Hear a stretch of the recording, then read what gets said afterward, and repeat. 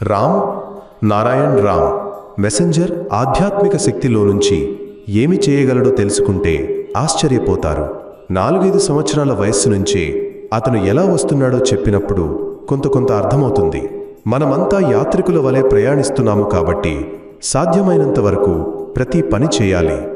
నా వద్ద ఒక భక్తుడున్నాడు. జపం చేస్తూ ఎన్నో కలశాలను నింపాడు. ప్రతి 100 జపాలకు ఒక ధాన్యాన్ని పెడతాడు. రోజంతా 24 గంటలు జపం చేస్తూనే ఉంటాడు.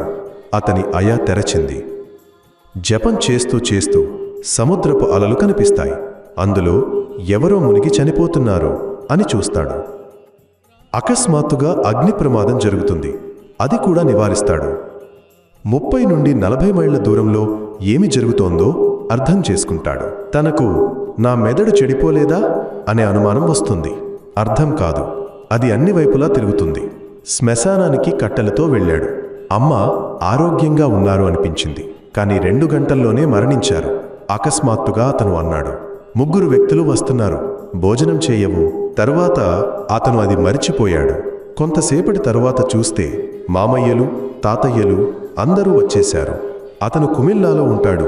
ముందే రాశాడు, వస్తా చూడు అని. ఇలా ప్రతిరోజు 7 నుండి 8 గంటల పాటు ఇది జరుగుతూనే ఉంటుంది. అతను నన్ను అడిగాడు, నేను పిచ్చివాడి లాంటి వాడిగా మారిపోనా?